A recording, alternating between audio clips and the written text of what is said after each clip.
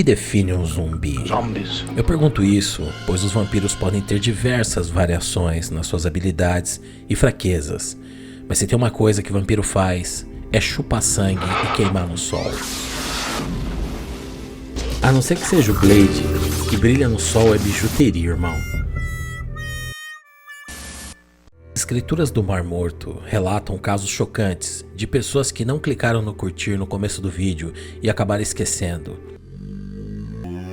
Por isso que você já deve curtir esse vídeo agora, se inscreve no canal se você é novo por aqui, compartilha nas redes sociais, nos grupos das redes sociais, joga nos stories, arrebenta esse botão de like como se fosse a cabeça de um zumbi.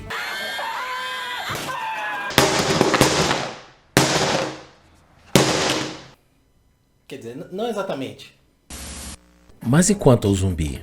Se definimos o zumbi como um morto que voltou à vida, teremos que descartar os zumbis de Extermínio, os infectados de The Last of Us e o Bernie de Um Morto Muito Louco. E o Bernie não pode ficar de fora, o Bernie é muito da hora. Se alimentar de carne humana? Se levarmos em conta esse parâmetro, teremos que descartar novamente The Last of Us, Extermínio, Evil Dead e a sua contraparte italiana, Demons, que em italiano se chama Demoni, um filme do gênero giallo. Eu adoro a pronúncia italiana. Giallo, giallo, Demoni é um filme italiano de gênero giallo, capisce? Quer dizer, Demoni é um filme italiano de gênero giallo, capisce? Miolos. Só os zumbis de A Volta dos Mortos-Vivos são sommeliers de carne humana. Quer dizer, eles e o Hannibal Lecter também. E simplesmente voltar à vida. Bom, aí o leque abre demais. Aí já entra Neo, Soldado Universal, Jon Snow, a Múmia, Robocop e o Jason Voorhees, que aliás é um super zumbi, assim como os vampiros. Aliás, os vampiros compartilham da mesma vulnerabilidade que os zumbis, que é a decapitação. Bom, até eu também sou vulnerável à decapitação, né, porra? Qualquer coisa é vulnerável à decapitação. Quer dizer, qualquer coisa, exceto barata. Você sabia que se você cortar fora a cabeça de uma barata, ela sobrevive durante semanas até morrer de fome? Não a cabeça, o corpo, né? A cabeça morre horas depois. Então a barata é um super zumbi, que nem o Jason. Isso quer dizer que se você cortar a cabeça do Jason, será que ele sobrevive? E se você cortar a cabeça do Jason e ele sobreviver, ele é um super zumbi ou uma super barata? Quer dizer, ele é um super zumbi... Bom, enfim, eu acho que eu desviei um pouco do tema aqui. A questão é que mesmo sendo um monstro clássico, é difícil definir o que faz de um zumbi um zumbi. Histórias de pessoas voltando à vida existem desde os tempos bíblicos. E mesmo sem ser vampiros ou zumbis. Quer dizer, eu acho. Eita. Eu não quero mexer nesse vespeiro, não. Talvez por isso que nos filmes as pessoas demorem para perceber quando a outra é um zumbi. Acho que no mundo real a gente perceberia se as pessoas se tornassem um bando de seres violentos e descerebrados marchando sem sentido. Pensando bem, deixa pra lá. É por isso que nós vamos mergulhar nas origens dos zumbis. Seja bem-vindo ao especial de Halloween do Space Cowboys 64.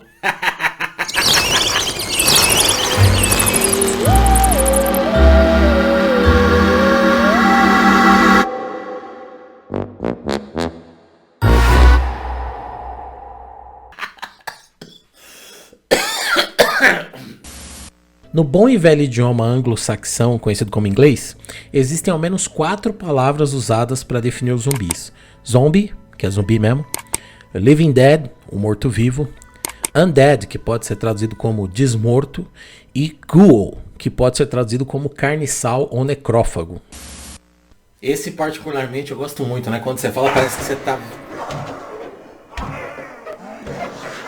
Quando você fala parece que você tá virando, né? Ghoul, né? Eu tô falando. Desculpa, gente. O termo mais popular é o zumbi, e é o que mais exige uma contextualização histórica.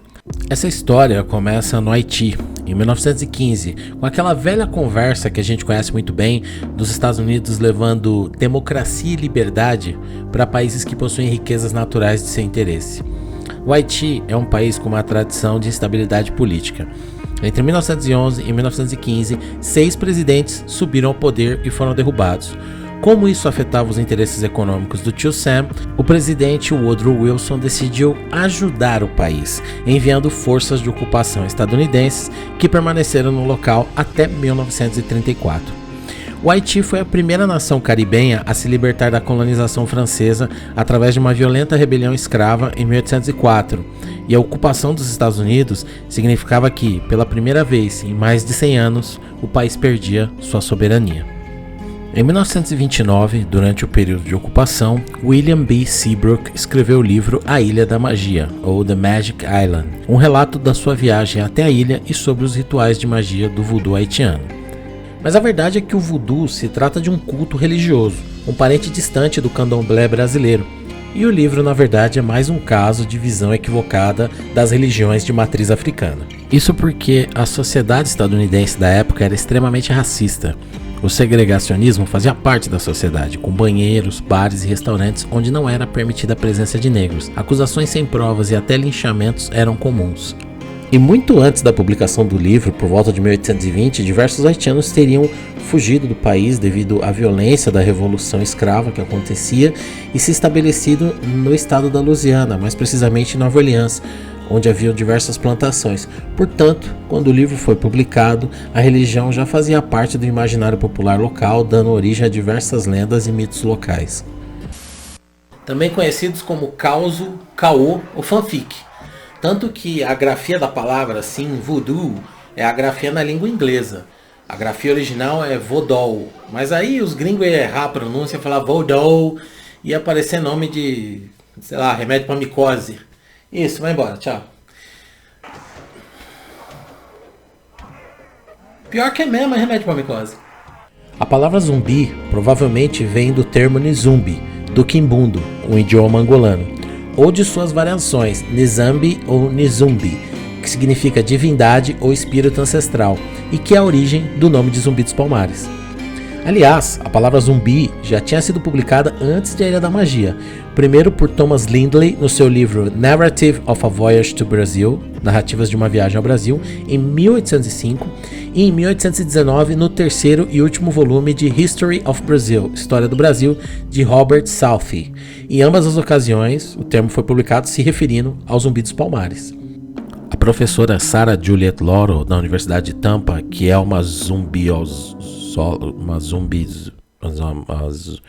enfim, de acordo com ela, os escravizadores portugueses e holandeses relataram que os escravos tinham medo de terem suas almas capturadas pelos witch doctors, que são uma espécie de curandeiro ou xamã.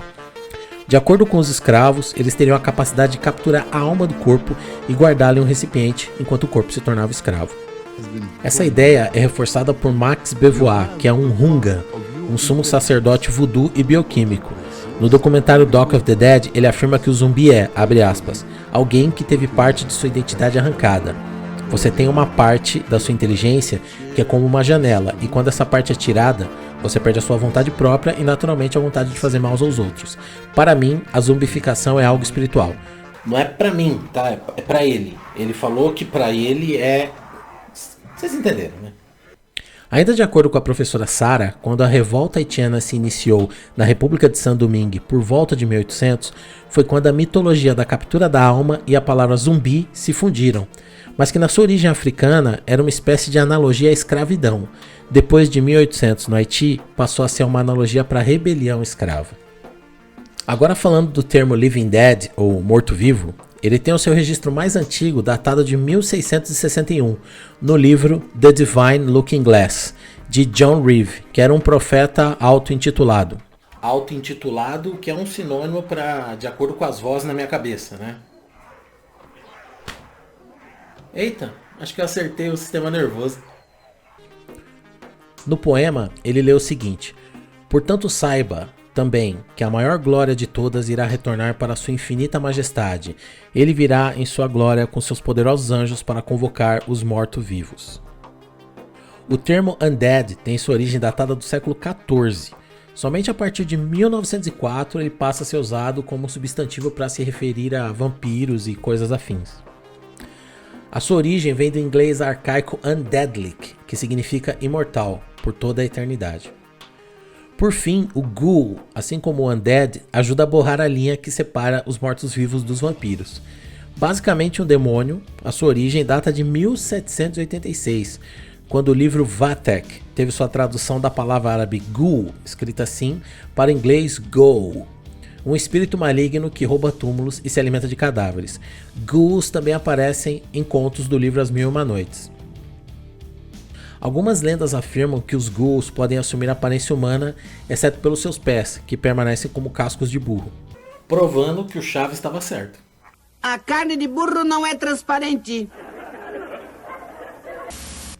No anime Tokyo Ghoul, eles também podem assumir a aparência humana, mas são seus olhos que entregam a sua verdadeira identidade. No game The Witcher 3, eles são chamados em português de carniçais ou necrófagos. Eles também aparecem no game Terra-média, Sombras de Mordor, como ghouls, que é muito parecido com a grafia árabe original. Eu não sei porque eu fico falando ghoul, a pronúncia é a mesma bosta em qualquer grafia. Mas ao contrário dos monstros clássicos, foi no cinema e não na literatura que nasceu o zumbi como conhecemos hoje. E como a gente já caiu na cultura pop, o livro do William Seabrook também deu origem àquele que é considerado o primeiro filme de zumbi, White Zombie, o Zumbi Branco, de 1934. O filme mostra uma mulher recém-casada que é transformada em zumbi por um mestre voodoo a pedido de outro homem, um fazendeiro que se apaixona pela mulher.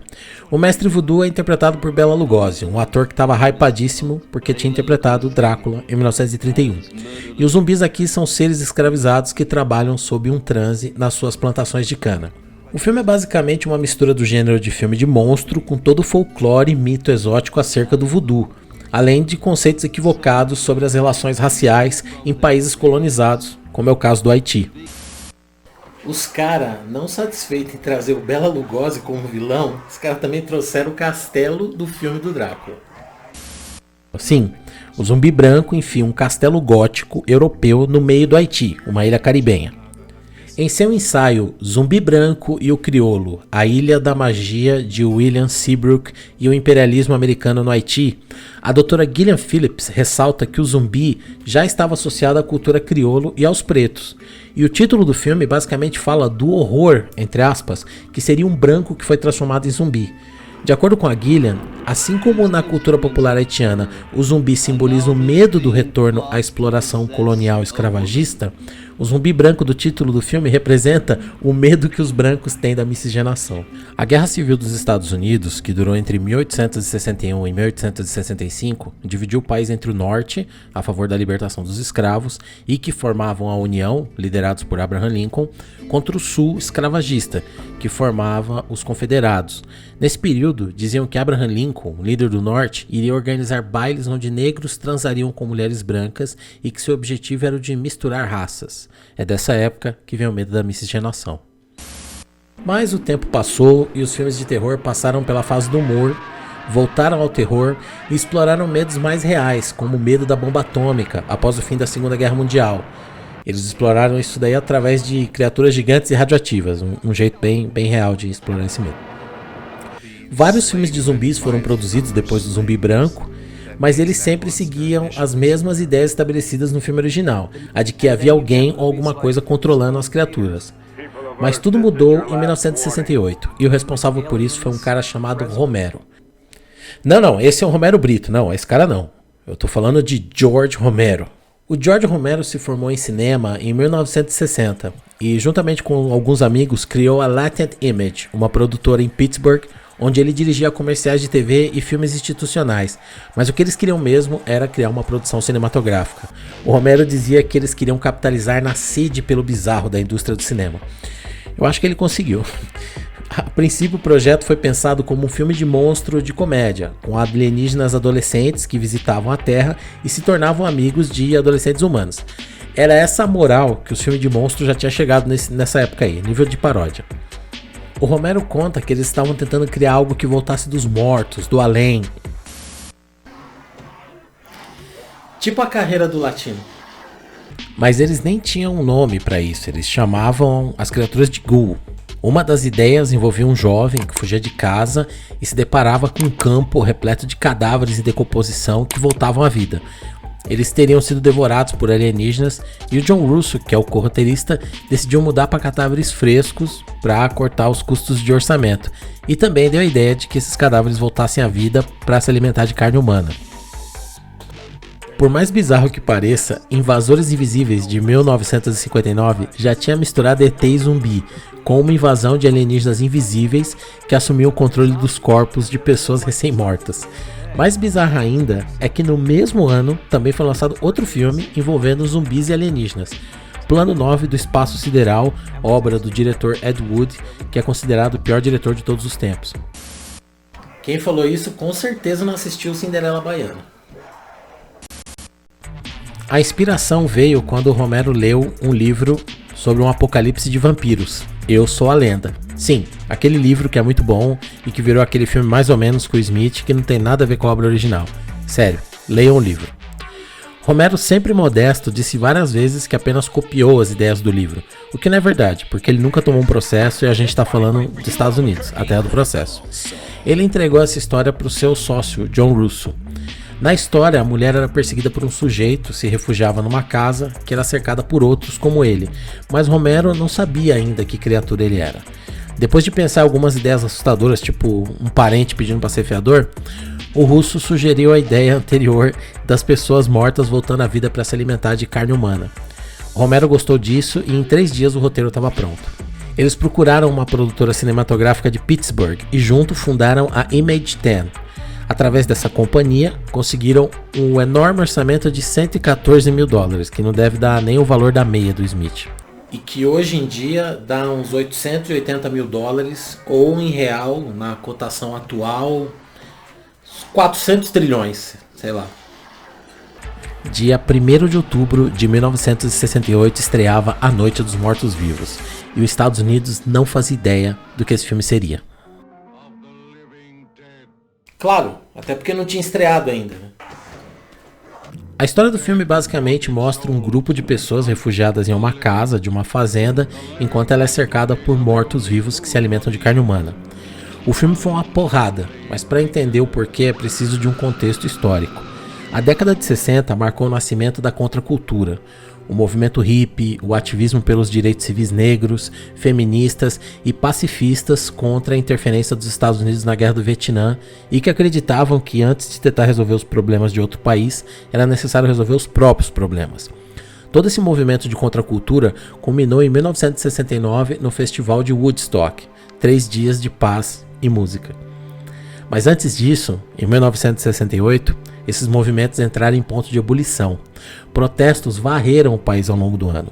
Professores exigindo melhores condições de trabalho, estudantes ocupando universidades, pedindo uma grade curricular mais afrocentrista e a retirada das tropas do Vietnã, enquanto imagens chocantes da guerra invadiam as casas através dos noticiários.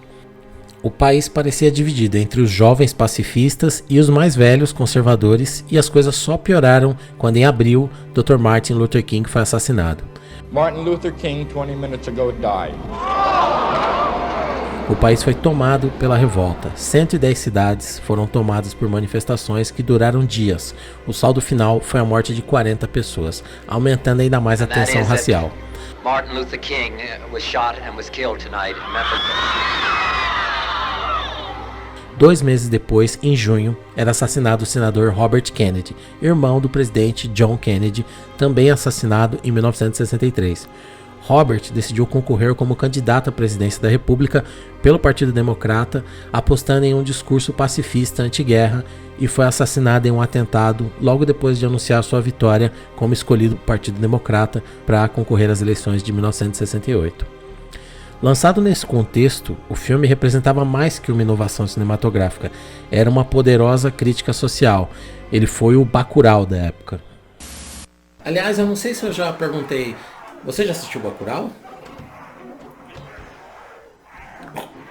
Nossa, tá gelado. Devido ao baixo orçamento disponível, o George Romero utilizou técnicas de cinema de guerrilha para garantir a realização do filme. É o famoso dar seus pulos. Uma delas foi filmar em preto e branco. Apesar da intenção ser diminuir os custos, para o público essa escolha remetia diretamente ao newsreel, Conhecido por aqui como cinejornal, o Newsreel se tratava de uma mistura de documentário e noticiário que era exibido no cinema antes da atração principal. E foi através dele que boa parte da população acompanhou todos os trágicos eventos que aconteceram ao longo daquele ano. Ver mortos em estado de decomposição, seminus, devorando as entranhas dos vivos, com aquela abordagem em preto e branco, tornava o horror palpável, mais real. Era como assistir um noticiário sobre o colapso social dos Estados Unidos. Teve gente passando mal e saindo da sala de cinema durante a exibição do filme. Ele foi lançado em outubro, antes da lei de classificação indicativa que entraria em vigor em novembro do mesmo ano. Então isso garantiu com que ele fosse exibido em diversas sessões de matinês de sábado, que eram geralmente frequentado por crianças acostumadas a assistir filmes de terror divertidos.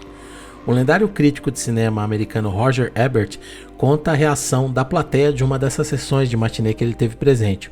A garotada, acostumada a soltar gritos divertidos quando aparecia um monstro ou em alguma cena de susto, estava silenciosa, a sala parecia uma tumba. Do outro lado da sala, na fileira ao lado da sua, ele viu uma garotinha de 9 anos sentada imóvel e chorando. Mesmo com décadas de filmes de zumbi lançados, A Noite dos Mortos-Vivos mudou tudo. Saiu o zumbi associado ao voodoo e entrava o zumbi que era uma praga devoradora de carne humana. O George Romero, ele tirou a diversão do terror e ele trouxe o terror de volta pro terror. Ele tirou a diversão de lado e colocou de volta o T no terror. Mas não ia fazer sentido, né? Ia ser error. Ele pegou... É filme de medo. É isso. O Romero conta que eles acreditavam que estavam criando algo bem original. Foi só quando as primeiras críticas começaram a chamar as criaturas de zumbi que eles pensaram, talvez não seja algo tão original assim. O que deveria ser chamado de morto-vivo acabou virando zumbi. E hoje esse é um termo geral para descrever zumbi, ghoul, morto-vivo ou qualquer massa de pessoas descerebradas. Exceto nesse caso aí que se chama gado mesmo. Foi aí que embolou o meio de campo. Até então os zumbis eram pessoas ou corpos reanimados que eram controlados de alguma forma. Fosse telepatia, magia ou fake news do WhatsApp, que nem teu vô. No caso do Romero, não tinha explicação, eles eram os mortos-vivos do título do filme. E nem mesmo esse nome é usado durante o filme, eles são chamados de ghouls e isso acontece em uma única cena. De qualquer forma, todos os elementos que hoje em dia são bem conhecidos de um filme de zumbi foram estabelecidos aqui. O ente querido que se transforma e deve ser destruído, a fome de carne humana, a mordida que infecta a vítima, a destruição do cérebro como forma de eliminação das criaturas, o colapso da sociedade e a falha das forças de defesa civil em conter a infestação. O filme foi muito inovador também por trazer um protagonista negro. O ator Dwayne Jones interpreta o Ben, que é o herói e o protagonista do filme. Isso enquanto acontecia a luta pelos direitos civis negros e meses depois do assassinato de Martin Luther King. O Romero já havia terminado as filmagens quando o Dr. King foi assassinado, mas ele nunca escondeu que o filme era uma crítica social, apesar de ser um filme de gênero também, assim como no caso do Bacurau. Não, você ainda não assistiu Bacurau? Desde o outro vídeo que eu te falei?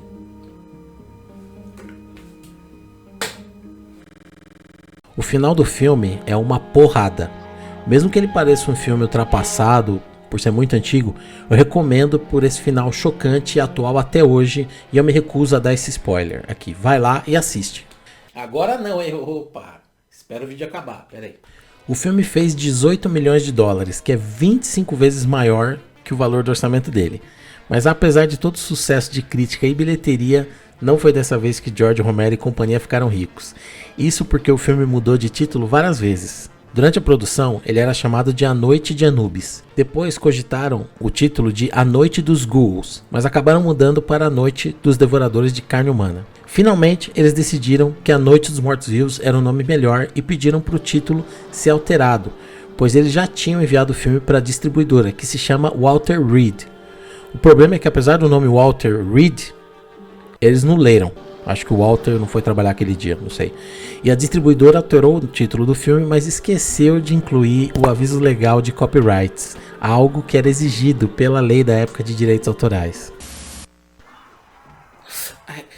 Sabe aquela história que toda família de pobre tem? Que a gente fala assim, sabia que era pra gente ser rico? Pois é. Essa é a história dos Romero. Como resultado, o filme foi considerado de domínio público e isso significa que todo mundo e a mãe deles também podem copiar, exibir, lançar a sua versão de A Noite dos Mortos-Vivos. Tanto que é por isso que eu tô exibindo o filme esse tempo todo no vídeo, com som original, sem medo de tomar strike. Olha aí que beleza. Quer ver dublado? Eles estão vindo pra te pegar, Barbara. Quer ver colorido? Quer ver dublado e colorido? Eles vão te pegar, Barbara. Tem tudo no YouTube, fica à vontade. É por isso que existem tantas versões. Tem a versão colorizada de 86, de 2004. Teve versão colorida em 3D que chegou a ser lançada no cinema. É muita sacanagem com o velho, né? Até o co-roteirista, o John Russo, fez uma edição especial em 99 com uma nova trilha sonora. Thanks, I hate it. Só uma versão teve envolvimento do George Romero e dos outros produtores. Ela foi produzida por ele em 1990 e traz o Tony Todd no papel principal, como Ben. Essa versão é dirigida pelo Tom Savini, que trabalhou na maioria dos filmes de Romero como responsável pelos efeitos especiais. Ele também é o Sex Machine de Um Drink no Inferno. O grande mérito dessa versão é que a Bárbara lentamente toma o lugar de protagonista. Mas fora isso, é uma versão que tem poucos motivos para existir. O Romero só produziu porque soube que o estúdio ia fazer um remake, mas no final das contas teve pouco espaço para usar suas ideias, assim como o próprio Savini, que disse que foi um pesadelo trabalhar nesse filme. Mas o Titio Romero não se saiu tão mal também. Ele produziu muitos filmes depois e os filmes de zumbi, de morto-vivo dele, viraram uma franquia de sucesso, sempre trazendo no título Of the Dead, alguma coisa dos mortos. Isso passou a ser usado sempre que querem fazer uma referência ou homenagem à sua importância e pode ser visto em títulos de séries, filmes e até games. Em 1978, 10 anos depois do primeiro filme, o George Romero lançou Dawn of the Dead, Despertar dos Mortos. E dessa vez ele tomou o cuidado de inserir o copyright. Romero ainda dirigiria Dia dos Mortos, em 1985, Terra dos Mortos, em 2005, que eu vi no cinema, Diário dos Mortos, em 2007 e Ilha dos Mortos, em 2009, que foi o último filme dirigido pelo nosso rei dos mortos-vivos que nos deixou em 2017. O trabalho do Romero infectou o cinema e a cultura pop igual um vírus zumbi. Filmes, livros, games, série de TV, até mesmo paródias são influenciados pelo seu trabalho. É muita coisa para listar aqui.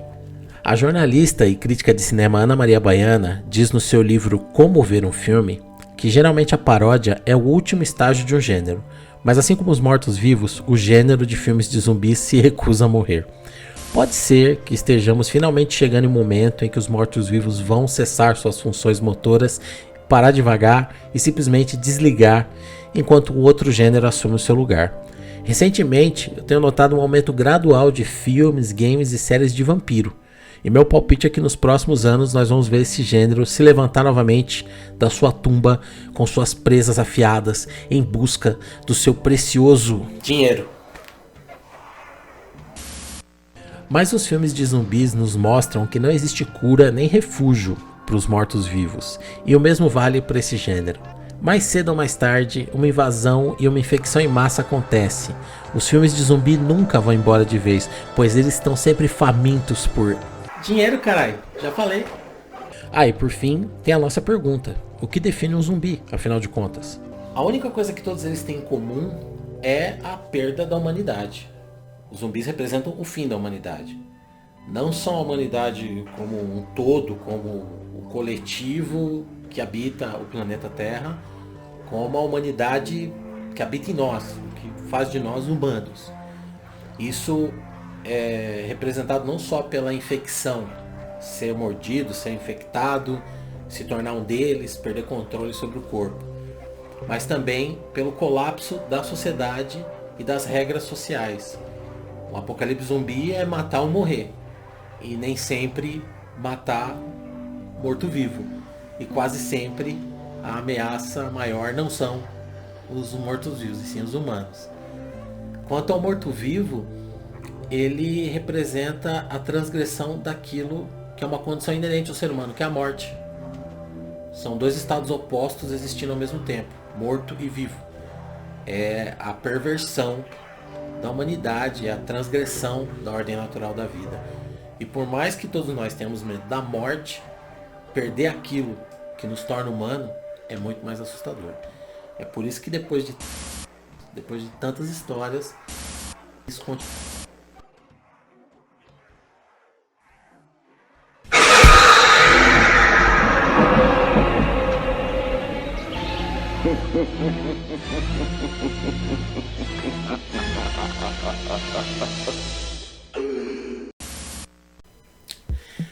Muito obrigado por ter assistido esse vídeo até aqui. Ele é resultado de horas de trabalho, de pesquisa, de escrita, de edição, de adaptação, de testar piada, de iluminação, de filmagem, de maquiagem. E eu faço isso tudo para vocês que se inscrevem no canal, que comentam, que elogiam, para os meus amigos, para os meus sobrinhos, para todo mundo. E eu quero dedicar esse vídeo para minha mãe. Mãe, você é especial, você é o tesouro da minha vida. Nada disso seria possível sem você. Minha mãe é a minha fã número 1, é quem financia meus sonhos, é quem me apoia. Um beijo, mãe, te amo. E queria dizer muito obrigado mais uma vez por vocês que assistiram até aqui. Compartilha, manda nos grupos de WhatsApp, manda pra todo mundo que gosta de filme de terror. Muito obrigado por ter participado do especial de Halloween do Space Cowboy 64. Te vejo por aí, Cowboy do Espaço.